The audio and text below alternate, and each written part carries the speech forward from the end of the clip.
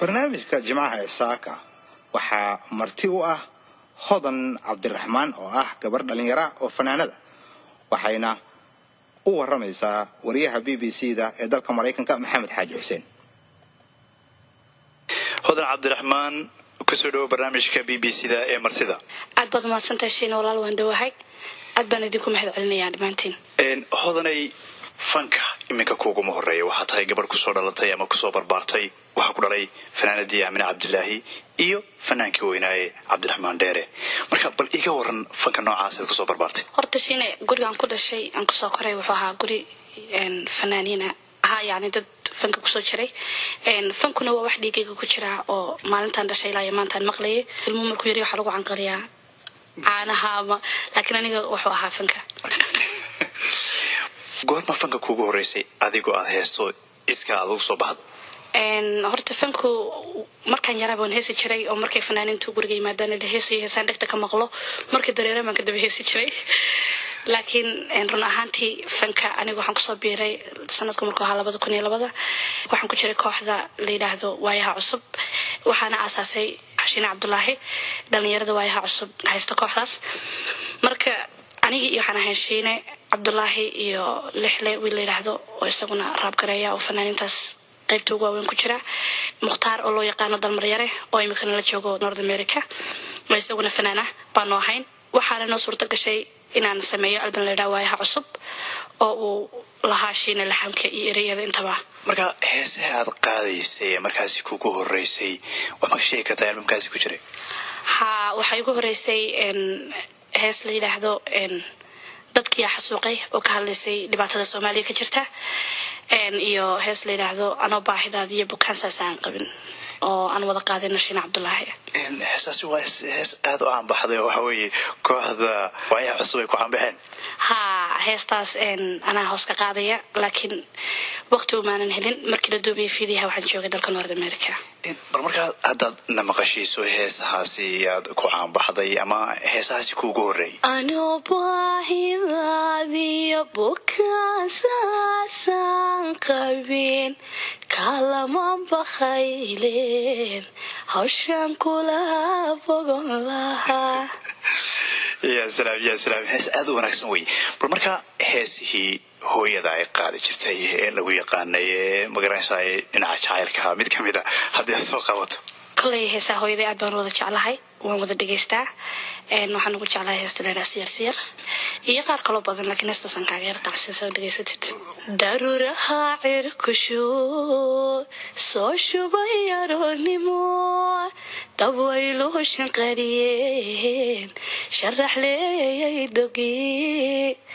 shisho qofaadu jeceshahay sheedama iska egteen iyo shuqulka caashaqa baahida ku shorten iibinka wax sheelayn shidadana kaba dhigeen sharaxa leexisho oo jira washax labaagayaale siyar moosha shubateen. يا سلام Aamina Cabdilaahi halkan joogto baad xusuusto iyadoo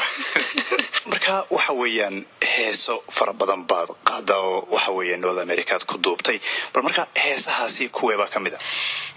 waxaan soo saaray hees la yiraahdo Sahal, hees la yiraahdo Samir, hees la yiraahdo Istareex, kaale oo la qaadayo fanaanka weynaa Cabdixamiid Cilmi Cabdulaahi iyo qaar kale badan.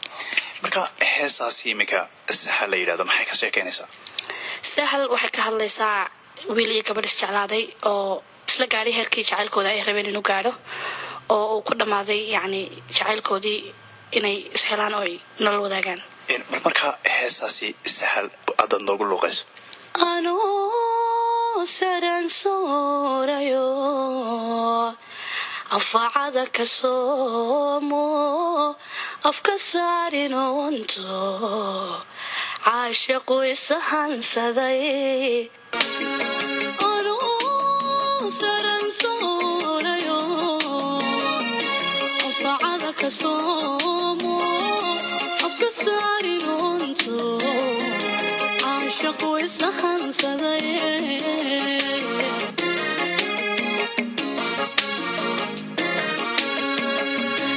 saaran dunidaba wiilkaan ka sayraya ragga saaran dunidaba wiilkaan ka sayraya sadriga iyo abtaba sawirkiisa